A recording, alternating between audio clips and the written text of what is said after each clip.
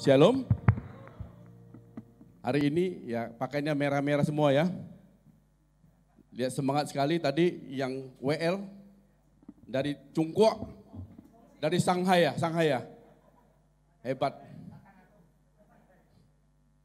Pemain musiknya juga dari Cungkuak ya. Luar biasa. Tema yang akan saya bawakan pada hari ini adalah hidup yang mendatangkan mujizat. Ya, seperti pagi ini kan mujizat kan, gereja merah-merah semua. Ayo kita buka Alkitab kita yang terambil di dalam Injil Yohanes pasal yang ke-6 ayat 1 sampai 15, tapi karena cukup panjang kita baca dari ayat 5 sampai ayat 11 saja. Injil Yohanes pasal 6 ayat 5 sampai 11 ya. Ketika Yesus memandang sekelilingnya dan melihat bahwa orang banyak berbondong-bondong datang kepadanya, berkatalah ia kepada Filipus, "Di manakah kita akan membeli roti supaya mereka ini dapat makan?" Hal itu dikatakannya untuk mencobai dia, sebab ia sendiri tahu apa yang hendak dilakukannya. Jawab Filipus kepadanya, "Roti seharga 200 dinar tidak cukup untuk mereka ini, sekalipun masing-masing mendapat sepotong kecil saja." Seorang dari murid-muridnya yaitu Andreas, saudara Simon Petrus berkata kepadanya, "Di sini ada seorang anak yang mempunyai 5 roti jelai dan 2 ikan. Tetapi apakah arti itu untuk orang sebanyak ini?" Kata Yesus, "Suruhlah orang-orang itu duduk, adapun di tempat itu banyak rumput, maka duduklah orang-orang itu kira-kira 5.000 laki-laki banyaknya." Lalu Yesus mengambil roti itu, mengucap syukur dan membagi-bagikannya kepada mereka yang duduk di situ. Demikian juga dibuatnya dengan ikan-ikan itu sebanyak yang mereka kehendaki. Yang percaya firman Tuhan, katakan amin.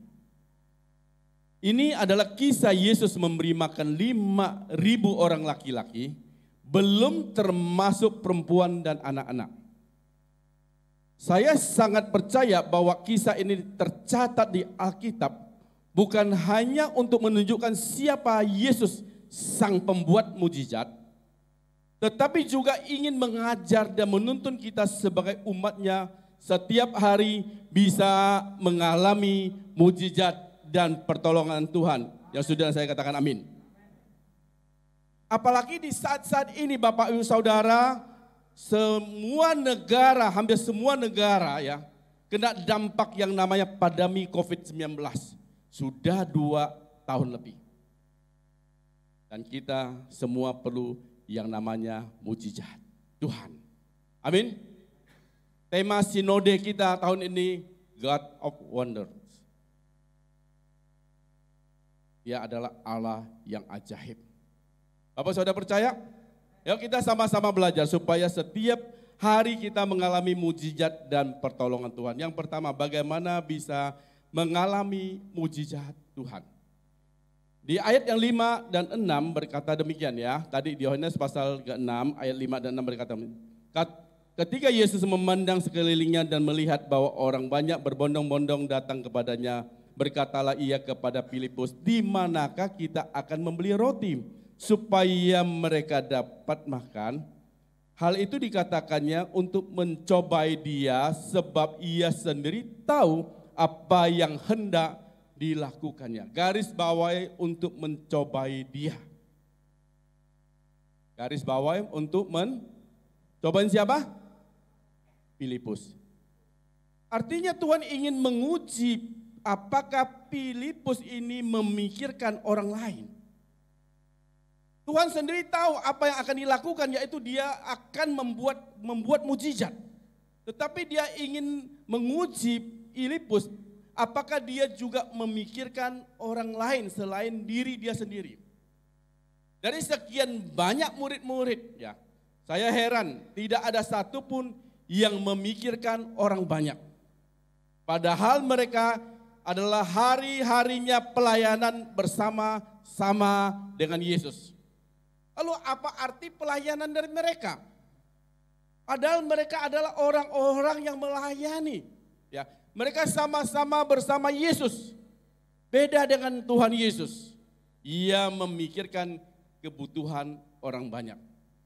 Tidak hanya memikirkan kepentingan diri sendiri. Bapak Ibu Saudara, di gereja ini tiap bulan itu ada program untuk membagikan beras kepada jemaat yang membutuhkannya. Catat baik, yang membutuhkannya. Kalau saudara dikarunia berkat jasmani, berkat materi, pernah nggak ikut mikir kepentingan orang banyak? Saya mau tanya. Saya ajak Bapak Saudara pikir sejenak Bapak Saudaraku. Apakah ucup-ucup beras itu turun dari langit? Halo? Memberkati jemaat? Atau pelayanan kita hanya retorika saja, biar kelihatan hebat dan rohani? Tidak heran kok sekian tahun ikut Tuhan Bapak Ibu Saudaraku. Akan melayani Tuhan, hidup kita itu tidak berubah-berubah. Mau melihat mujizat Tuhan? Mau lihat mujizat Tuhan? Ayo mulai pikirkan orang lain. Ayo katakan kan saudara, mulai pikirkan orang lain. Jangan hanya pikirkan perut kita sendiri. Jangan hanya pikirkan kepentingan diri kita sendiri.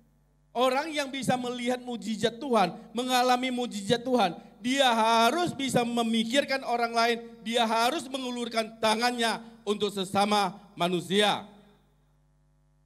Tapi herannya Bapak Saudaraku, anak-anak Tuhan banyak yang tidak mau peduli, ambil peduli terhadap sesama. Hari ini Bapak Saudaraku, yang saya ingin sampaikan kepada Bapak Ibu Saudara, kalau Bapak Ibu Saudara ingin melihat mujizat Tuhan turun atas hidup Bapak Saudara, ayo lakukan sesuatu untuk orang lain. Melakukan sesuatu untuk orang lain itu bukan hanya berbicara tentang uang saja Bapak Saudara, bukan hanya berbicara tentang materi saja, banyak hal yang bisa kita lakukan untuk orang lain. Saya selalu ingat Bapak udah seorang dari keluarga jauh ya Bapak Saudaraku ya, tante dari paman punya istri Bapak Saudaraku. Dia nggak punya apa-apa. Waktu saya masih muda, dia bukan orang yang punya. Tapi dia selalu, kalau orang lain ada kebutuhan apa, dia itu garda yang paling depan, dia menolong orang lain. Kalau lihat, oh ini minggu depan istrinya si A ini melahirkan. Dia yang ambil ahli peran di rumah tangga itu. Nyuci lah macam-macam, dia yang bantu. Dia selalu mengulurkan tangan. Orang yang perlu apa dia dengan cepat dia menolong. Hari ini Bapak Saudara, saya melihat mujizat Tuhan senantiasa turun atas kehidupannya. Anak-anaknya semua diberkati Tuhan. Dimulai dari mana? Dia mau peduli terhadap orang lain. Ayo Bapak Saudara, sebagai anak Tuhan, kita memberikan teladan kepada yang lain. Supaya kita ini loh, belajar memperhatikan orang lain. Yang pertama, orang mau lihat mujizat harus memikirkan dan menolong sesamanya. Amin. Yang kedua, bagaimana bisa mengalami mujizat Tuhan? Yuk kita lihat di ayat ke-7 di Injil Yohanes pasal 6 ayat 7. Yuk sama-sama ya. 1, 2, 3.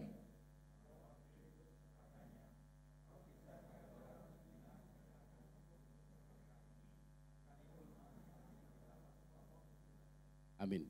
Jawab Filipus kepadanya, roti seharga 200 dinar tidak cukup untuk mereka ini, sekalipun masing-masing mendapat sepotong kecil saja. Karena Tuhan bertanya di manakah untuk membeli roti, membuat Filipus berkalkulasi, menghitung-hitung berapa banyak uang yang harus dikeluarkan untuk menolong orang-orang yang ada bersama-sama mereka. 5.000 orang sedikit atau banyak? Belum termasuk perempuan dan anak-anak. Filipus mulai hitung-hitung, mulai kalkulasi, waduh orang sebanyak ini. Sedangkan dia juga kalkulasi, waduh uang yang dipegang bendahara cuma sekitar 200 dinar. 1 dinar itu Bapak bayangkan saja, 1 dinar itu untuk kira-kira upah 1 hari. Kalau sekarang kalau saya ini ya, konversikan sekarang, 1 dinar berarti kalau upah sehari kira-kira 150.000 ya. Kalau 200 dinar berapa duit? 30 jutaan ya, 30 jutaan. Mungkin kasnya ada 30 jutaan. Kalau dikalkulasi, kalau dihitung-hitung mana cukup? Mana cukup untuk mereka yang 5.000 orang, tidak mungkin cukup.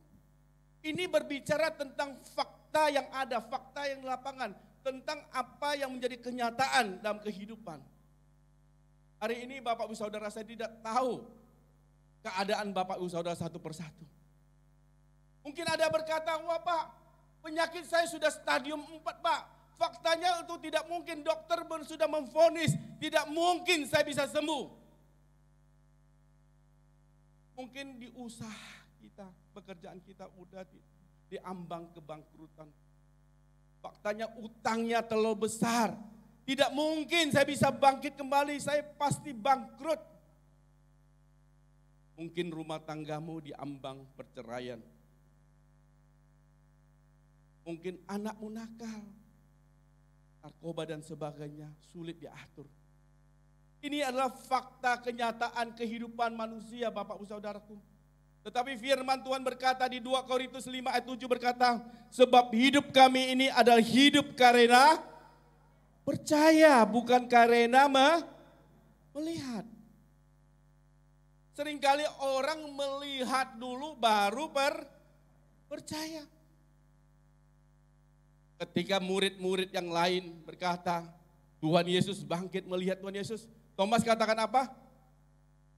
Sebelum aku mencucukkan jariku, tangannya, kali-kali aku tidak percaya.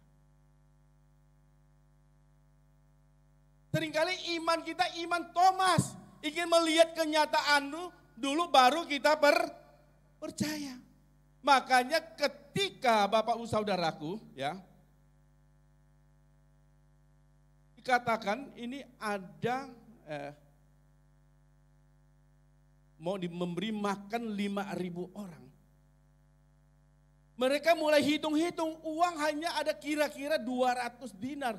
Bagaimana bisa kasih mereka makan? Ini ada fakta kenyataan di lapangan, bagaimana bisa cukup? Ya, itu memang fakta.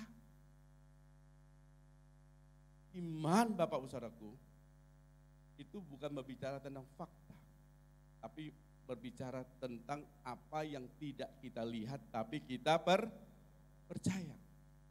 Iman adalah sesuatu yang kita harapkan dan bukti sesuatu yang tidak kita lihat di Ibrani 11 ayat pertama.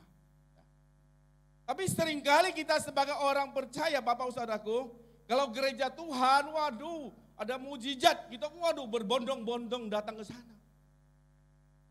Kalau di sana ada pembagian sesuatu hadiah, waduh kita bondong-bondong ke sana. Lihat kenyataan, fakta. Betul tidak? Yang Tuhan mau Bapak Saudaraku, sekalipun kita tidak melihat kenyataan, sekalipun kita tidak melihat mujizat, sekalipun keadaan kita sepertinya tidak berubah, kita harus tetap percaya. Saya tidak alergi tentang kesembuhan Bapak Saudaraku. Saya sangat percaya bahwa mujizat Tuhan masih berlangsung sampai hari ini. Saya tidak alergi tentang kesembuhan. AKR kesembuhan, saya tidak alergi Bapak Saudaraku. Tapi iman percaya kita bukan bergantung kepada kesembuhan. Ada yang setuju kelihatannya. Apa iman saudara bergantung kesembuhan? Pak, saya beriman, saya sembuh Pak. Amin. Tapi kalau tidak sembuh, itu bukan namanya beriman. Sembuh tidak sembuh tetap percaya. Karena pengharapan kita ini bukan di dunia Bapak Saudaraku. Saya ingin memberikan khotbah yang seimbang Bapak Saudaraku. Saya tidak mau iming-imingi Bapak Saudara dengan sesuatu yang fana, yang jasmani, yang duniawi, yang materi Bapak Saudaraku. Itu semua itu akan sirna. Tetapi kalau Bapak Ibu Saudara punya Tuhan Yesus, Bapak Ibu Saudara memiliki segala-galanya, sekalipun Bapak Ibu Saudara tidak lihat kenyataan. Amin Bapak Ibu Saudaraku. Itu namanya iman kita kepada Tuhan. Bagaimana kita bisa mengalami mujizat Tuhan? Memiliki iman. Harus yakin apapun keadaan kita, Allah sanggup lakukan perkara-perkara yang luar biasa. Amin Bapak Ibu. Amin Bapak Ibu. Harus memiliki iman. Ya. Yang ketiga, bagaimana bisa mengalami mujizat Tuhan? Kita kembali ke Injil Yohanes pasal yang ke-6 ayat 8 dan 9 berkata demikian. Seseorang dari murid-muridnya yaitu Andreas, saudara Simon Petrus berkata kepadanya, di sini ada seorang anak kecil mempunyai berapa? 5 roti jelai dan 2 ikan, tetapi apakah artinya untuk orang sebanyak ini? Ada yang namanya murid yang lain, Andreas berkata, ada anak kecil bawa 5 roti dan 2 ikan. Tapi apa artinya untuk orang yang sebanyak itu? Tidak mungkin cukup. Hanya 5 roti 2 ikan ya. Bagi orang 5.000 orang, laki-laki belum termasuk perempuan dan anak-anak. Apa gunanya? Tidak ada gunanya. Sangat terlalu kecil porsinya. Berapa banyak di antara kita juga seperti ini. Lihat, waduh Pak, nggak mungkin. Saya mau bergerak Pak, nggak mungkin. Saya nggak punya modal Pak. Bagaimana saya bisa berusaha? Nggak mungkin bisa. Pak, saya nggak punya skill apa-apa Pak. Pendidikan saya nggak tinggi Pak. Saya baru S3 Pak. S3 tinggi ya. Pak, saya baru S1 Pak. Maksudnya SD ya. Sampai SD. S2 SMP, SD SMP ya. S3 SMA ya. Saya baru S3. Saya nggak punya skill apa-apa Pak. Nggak mungkin saya bisa bergerak Pak. Ya iman Andreas. Bagaimana bisa cukup? Hanya ada 5 roti jelai dan 2 ikan. Saya akan nggak bergerak Pak, saya di rumah aja Pak. Saya hanya berdoa Pak. Minta pertolongan Tuhan, saya nggak bisa apa-apa Pak. Kalau baca kitab Yakobus, ya. Kalau kamu punya iman, Yakobus bilang ya, saya punya perbuatan. Ayo tunjukkan imanmu pada saya akan tunjukkan perbuatanku dengan imanku. Kalau iman tambah perbuatan Bapak Saudaraku adalah iman yang kosong, gak ada gunanya. Iman harus disertai dengan langkah iman, tindakan. Berapa banyak kita yang berdiam di rumah dan tidak berani melangkah Bapak Saudara untuk maju. Karena dia alasannya tidak punya apa-apa, tidak punya kepandaian, tidak punya talenta. Apakah benar kita tidak punya talenta? Halo? Apakah benar kita tidak punya talenta? Kalau Bapak Ibu Saudara baca di Injil Matius pasal 25, mulai dari ayat ke-14 Bapak Ibu Saudara itu berbicara tentang talenta. Ada orang diberi 1 talenta, ada yang dibeli berapa? 2 talenta, ada yang dibeli 5 talenta. Yang 1 talenta dia bilang, Tuanku jahat dan kejam ya. Dia takut jalankan talenta itu, dia benamkan di dalam tanah. Yang 2 talenta dijalankan menjadi 4 talenta. Yang 5 talenta dijalankan menjadi 10 talenta. Saya mau tanya, benar nggak tuannya itu jahat dan kejam? Halo? Kadang kita anak Tuhan ya seperti ini Bapak Saudaraku. Alasannya saya nggak punya talenta, saya nggak punya apa-apa, saya nggak bisa apa-apa. Saya nggak mungkin bisa bergerak, ya nasib saya begitu. Ya. Tuhan kita ada Tuhan yang sungguh amat baik. Amin. Kita harus berani mulai dari apa yang kita ada. Bukan memulai dari apa yang kita tidak ada. Musa bisa dipakai Tuhan secara luar biasa. Ketika Musa mau dipakai Tuhan, Tuhan tanya, apa yang ada di tangan kamu? Apa yang di tangan Tuhan? Musa? Tongkat. Hanya tongkat saja bisa dipakai Tuhan secara luar biasa. Saya mau tanya, Bapak Saudara punya apa? Saya ingat Bapak Saudaraku, orang tua saya. Ketika peristiwa politik tahun 67, dia harus ini mengungsi, menjadi pengungsi. Enggak bawa apa-apa. Cuma ada anting-anting, ada cincin dan sebagainya dia jual. Ya, nanas dibelah, dikasih asam manis macam-macam, dijual di depan. Jual minuman dikasih warna, nggak tahu dicampur apa, itu ada warna merah, ada warna hijau, itu jualan. Akhirnya bisa menjadi pabrik limun terbesar di Kalimantan Barat saat itu, Bapak Saudaraku. Mulai dari apa yang ada di tangan kita. Jangan pernah kita diam. Harus ada langkah iman, Bapak Saudaraku. Kalau kita sendiri tidak mau menolong diri kita, nggak mungkin Tuhan turun tangan untuk menolong kita. Diri kita sendiri dulu harus menolong diri kita sendiri. Kita bergerak, Tuhan juga bergerak. Makanya Roma 8 ayat 28 berkata, Allah turut bekerja untuk mendatangkan kebaikan.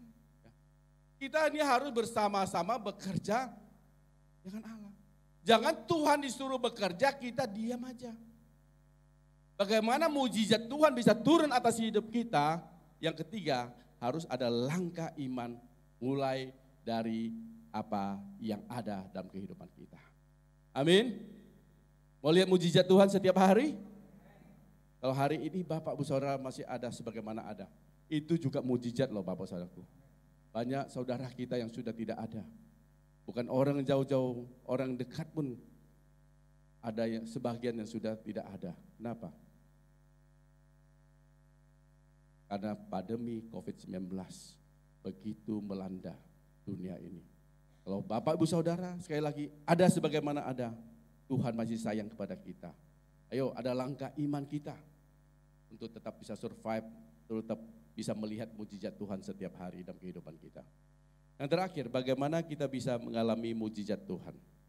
Kembali kita ke Injil Yohanes pasal yang ke-6, ya, ayat yang ke-11. Ayo kita sama-sama baca ya. Injil Yohanes pasal ke-6 ayat 11. Ya, 1, 2, 3. Lalu Yesus mengambil roti itu, mengucap syukur dan membagi-bagikan kepada mereka yang menduduk di situ. Demikian juga dibuatnya dengan ikan-ikan itu sebanyak yang mereka kehendaki. Dikatakan Yesus mengambil roti itu walaupun cuma berapa potong? Halo? Cuma 5 potong, tetapi dia mengucap syukur. Ketika kita bisa mengucap syukur Bapak Saudaraku, itu mengundang mujizat Tuhan turun atas hidup kita. Orang yang bersungut-sungut tidak mungkin bisa melihat mujizat Tuhan. Kita lihat bangsa Israel adalah bangsa umat pilihan Allah. Tuhan sendiri membawa bangsa itu keluar dari negeri perbudakan Mesir menuju tanah Kanaan. Tuhan sendiri yang membawa Musa menuntun semua umat Israel itu menuju ke tanah Kanaan. Tetapi apa yang Tuhan sudah lakukan untuk umat Israel? Laut terberau terbelah. Gunung batu yang tidak ada air, keluar air. Ya. Betul tidak? Gak ada makanan, kirim burung puyuh. Makanan, turunkan mana dari langit. Banyak sekali mujizat, tapi bangsa itu tetap bersungut-sungut. Orang yang tidak bisa mengucap syukur Bapak Saudaraku, tidak mungkin melihat mujizat Tuhan. Akhirnya apa? Generasi pertama dari jemaat Israel tidak ada yang masuk ke tanah Kanaan, semua bergelimpangan di padang gurun. Hanya Yosua dan Kaleb saja yang masuk ke tanah Kanaan.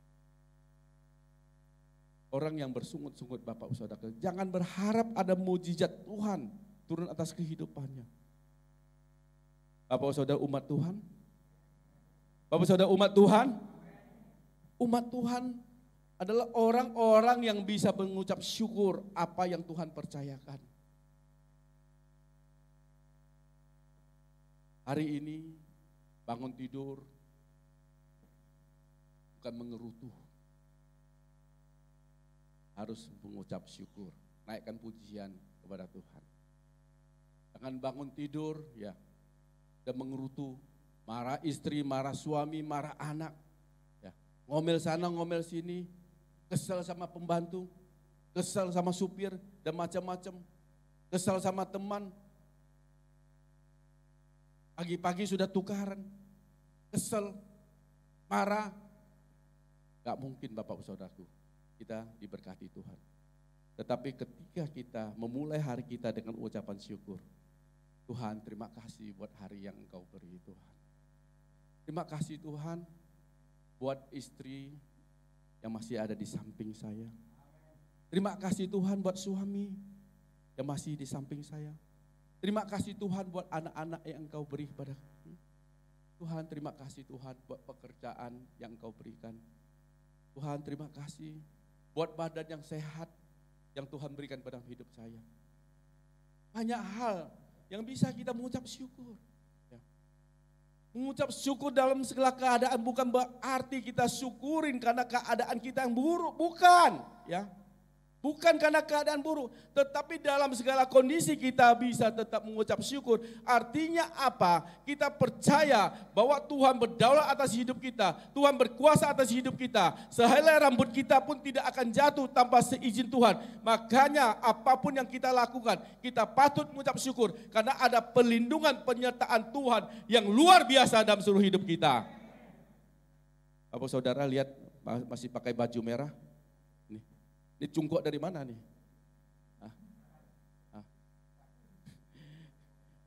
Bisa begini Bapak Saudara, kita patut mengucap syukur. Walaupun kita berbeda-beda Bapak Saudaraku, kita tetap bersatu. Amin. Kita berbagai etnis, kita tetap bisa duduk satu ya meja, satu gereja Bapak Saudaraku. Kita bisa sama-sama memuji Tuhan. Kita patut mengucap syukur. Ya. Dikaruniakan satu kerukunan yang luar biasa. Apapun Bapak Ibu Saudara yang Tuhan izinkan dalam hidup kita, saya percaya pasti di balik segala persoalan, kalau kita nempel dengan Tuhan, kita dekat dengan Tuhan, kita hidup dalam kebenaran, pasti di balik masalah ada berkat yang luar biasa yang Tuhan siapkan bagi kita. Amin. Yuk senantiasa mengucap syukur kepada Tuhan. Mujizat Tuhan pasti terjadi atas kehidupan kita. Ayo saya undang pemain musik ambil ke depan.